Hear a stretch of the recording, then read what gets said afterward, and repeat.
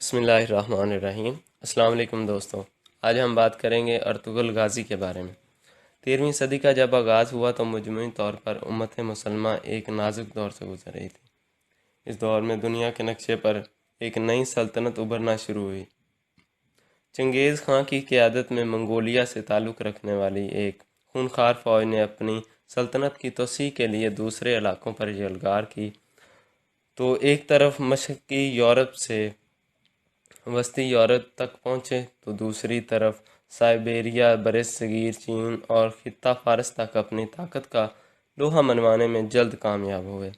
منگول فوجوں نے ظلم کی جو داستانیں رقم کیں وہ رہتی دنیا تک اپنی مثال آپ ہیں۔ منگولوں کی طاقت کے آگے تمام بڑی ریاستیں دم توڑ رہی تھیں۔ دوسری طرف سلطنت خوارزم نے ایران، شام اور عراق میں آل سلجوق کی بیشتر ریاستوں کو فتح کر لیا تھا۔ چنگیز خانی طوفان نے اپنی پوری طاقت سے سلطنت خوارزم کا رخ کیا اور اسے پاش پاش کر دیا۔ اس سلطنت کی تباہی کے بعد تمام ترک قبیلے کسی محفوظ جگہ کی تلاش میں ہجرت کرنے لگے۔ ان میں زیادہ تر قبیلے چرواہے اور خانہ بدوش تھے۔ جہاں پانی اور سرسبز زمین نظر آئی وہیں خیمے ڈال لیے۔ ان ترک قبیلوں میں بعض ایران اور شام پہنچے جبکہ کچھ نے مصر کی جانب رخ کیا۔ ان ترک قبیلوں میں سے ایک ترک قبیلے کا نام کائی قبیلہ تھا۔ کائی قبیلہ باقی قبیلوں سے کچھ بڑا اور طاقتور تھا۔ یہ نہایت جنگجو قبیلہ تھا۔ اس قبیلے کے سردار سلمان شاہ تھے۔ کائی قبیلہ سلمان شاہ کی سربراہی میں اپنے وطن خراساں کو چھوڑ کر مختلف ملکوں میں گھومتا ہوا شام کی طرف جا رہا تھا۔ اسی اثناء میں دریائے فرات عبور کرتے ہوئے سردار سلمان شاہ ڈوب گئے اور ان کی موت ہو گئی۔ سردار سلمان شاہ کے 4 بیٹے تھے: سنگرتکان، گندوگدو، ارطغرل اور دندار۔ سلمان شاہ کی وفات کے بعد کائی قبیلہ منتشر ہو گیا۔ سنگرتکان اور گندوگدو اپنے اہل خانہ اور بہت سے ساتھیوں کے ہمراہ اہلت چلے گئے۔ جو لوگ بچ گئے انہوں نے ارطغرل غازی کو بہادری اور شجاعت کی وجہ سے کائی قبیلے کا سردار بنا دیا۔ ارطغرل غازی نہایت ہی بہادر، نڈر اور جنگجو شخصیت کا مالک تھا۔ آپ اپنے قبیلے کا دفاع کرنا خوب جانتے تھے۔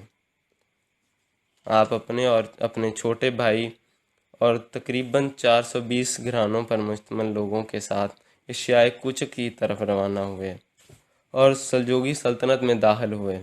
سلجوقی سلطنت کے اس وقت کے حکمران سلطان علاء الدین تھے، جو اپنے عدل و انصاف کی وجہ سے بہت مشہور تھے۔ ارطغرل غازی جب اپنے قبیلے کے ہمراہ سلطان علاء الدین کے زیر سایہ پناہ لینے کے لیے جا رہے تھے تو راستے میں انقرہ کے قریب ارطغرل غازی کو 2 فوجیں آپس میں مصروف جنگ نظر آئیں۔ ارطغرل غازی کسی فریق سے واقف نہ تھے، لیکن یہ دیکھ کر کہ ان میں ایک تعداد کے لحاظ سے کمزور اور دوسرا طاقتور ہے، اپنے سواروں کے مختصر دستہ کے ساتھ جن کی مجموعی تعداد 444 تھی، کمزور فریق کی حمایت کے لیے بڑھے اور اپنے ان تھوڑے سپاہیوں کے ساتھ مخالف فوج پر اچانک بہت تیز حملہ کر دیا۔ مخالف فوج ڈر گئی اور سمجھی کہ ان کو کہیں سے مدد مل گئی ہے اور یہ فوج جیتتے جیتتے ہار مان گئی۔ بعد میں معلوم ہوا کہ ارطغرل غازی نے اس فوج کا ساتھ دیا جو سلجوقی سلطان علاء الدین کی فوج تھی۔ مخالف فوج کے بارے میں اختلاف پایا جاتا ہے۔ بعض کے نزدیک وہ بازنطینی عیسائی تھے اور اکثر کے مطابق وہ تاتاری تھے۔ سلطان علاء الدین ارطغرل غازی کی بہادری سے بہت خوش ہوئے اور آپ کے قبیلے کو اپنی سلطنت میں انقرہ کے قریب اجادارہ کا علاقہ دیا۔ یہ ایک پہاڑی علاقہ تھا۔ کائی قبیلہ یہیں آباد ہو گیا۔ یہ کہا جاتا ہے کہ سلطان علاء الدین نے یہ علاقہ اس لیے کائی قبیلے کو دیا تھا تاکہ بازنطینیوں کی طرف سے کسی بھی حملے سے بچا جا سکے اور سلجوقی سلطنت اس طرف سے محفوظ ہو جائے۔ سلطان نے ان کو اجازت دی کہ سرحد کے ساتھ ساتھ علاقوں کو فتح کریں اور ان کی سلطنت میں شامل کریں۔ یہ علاقہ بازنطینی سلطنت کے بالکل ساتھ تھا۔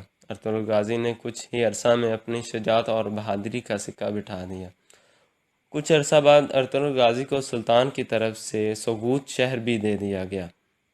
ان فتوحات کا نتیجہ یہ ہوا کہ باقی بہت سے ترک قبائل بھی ارطغرل غازی کے ساتھ مل گئے اور انہیں اپنا سردار تسلیم کر لیا۔ اس طرح ارطغرل غازی کی قوت روز بروز بڑھتی گئی اور ان کا اقتدار گرد و پیش کے علاقوں میں قائم ہونے لگا۔ سلطان علاء الدین کے لیے ایک جاگیردار کا اس طرح قوت و اقتدار حاصل کر لینا تشویش کا باعث ہوتا، لیکن ایشیائے کچک میں دولت سلجوقیہ، اندرونی اختلال اور امراء کی بغاوتوں کی وجہ سے زوال کی آخری منزل پر تھی۔ اگرچہ کونیا میں سلاجقالوں کی قدیم شان و شوکت اب بھی نمایاں تھی، تاہم حکومت کا دائرہ بہت ہی محدود رہ گیا تھا۔ ایک طرف تاتاریوں نے کئی علاقوں پر قبضہ کر لیا تھا، تو دوسری طرف عیسائیوں نے قدیم بازنطینی صوبوں کے اکثر حصے واپس لے لیے تھے۔ اس کے علاوہ متعدد سلجوقی سرداروں نے خود مختار حکومتیں قائم کر لی تھیں۔ سرحدی علاقوں میں جنگ کا سلسلہ عموماً جاری رہتا تھا اور تاتاری حملوں کا خطرہ کبھی دور نہیں ہوتا تھا۔ اس حالت میں ارطغرل جیسے دلیر سردار اور نائک کی فتوحات سے علاء الدین کو بجائے تشویش کے ایک اطمینان نصیب ہوا اور اس نے ارطغرل غازی کو مزید انعامات عطا کیے۔ جب ہنی شہر اور بھروسہ کے درمیان ایک جنگ میں ارطغرل غازی نے سلطان علاء الدین کے نائک کی حیثیت سے تاتاریوں اور بازنطینیوں کی ایک متحدہ فوج کو شکست دی، تو سلطان نے اس کے صلہ میں اس کے شہر کو بھی ارطغرل غازی کی جاگیر میں دے دیا اور پوری جاگیر کا نام سلطانونی رکھا۔ ارطغرل غازی کو اپنے ہراول دستے کا سپہ سالار مقرر کیا۔ اس وسیع علاقے میں بہت زیادہ چراگاہیں، زرخیز زمینیں اور بہت سارے قلعے بھی تھے، لیکن سلطانونی کے اکثر حصوں پر خود سر امیروں کا قبضہ تھا اور اس جاگیر پر اپنا تسلط قائم کرنے کے لیے ارطغرل غازی اور ان کے بعد ان کے بیٹے عثمان غازی کو مدتوں جنگ کرنا پڑی۔ 1281 اور بعد کے نزدیک 1288 عیسوی میں ارطغرل غازی نے 90 سال کی عمر میں انتقال کیا۔ ارطغرل غازی کی بیوی حلیمہ خاتون سلجوقی شہزادے غیاث الدین مسعود ثانی کی بیٹی تھیں۔ حلیمہ خاتون کے بدن سے ارطغرل غازی کے 3 بیٹے گندوز، سابجے اور عثمان پیدا ہوئے۔ ارطغرل غازی کی وفات کے بعد آپ کے جانشین آپ کے چھوٹے بیٹے عثمان غازی تھے۔ عثمان غازی بھی اپنے والد ارطغرل غازی کی طرح پکے مسلمان، بہادر اور حوصلہ مند انسان تھے۔ انہوں نے بھی فتوحات کا سلسلہ جاری رکھا۔ 1299 میں سلجوقی سلطنت بالکل ختم ہو گئی۔ عثمان غازی نے اپنی خود مختار حکومت کا اعلان کر دیا۔ یوں سلجوقی سلطنت سے علیحدہ عثمانی سلطنت قائم ہوئی اور دنیا کے نقشے پر عثمانی سلطنت کا سورج طلوع ہوا، جو تقریباً 650 سال تک چمکتا رہا، جس کی وسعت 3 براعظموں میں 2 کروڑ کلومیٹر تک پہنچی۔ ارطغرل غازی کو سوگوت کے علاقے میں دفن کیا گیا اور آپ کے بیٹے عثمان غازی نے وہاں ایک مسجد تعمیر کروائی۔ ارطغرل غازی کا موجودہ مقبرہ سلطان عبدالحمید ثانی کے دور میں دوبارہ تعمیر کیا گیا۔ 1998 میں ترکمانستان کے دارالحکومت اشک آباد میں آپ کے اعزاز میں ارطغرل غازی مسجد تعمیر کی گئی۔ تو دوستو، ہماری ویڈیو کیسی لگی کمنٹ میں ضرور بتائیے گا۔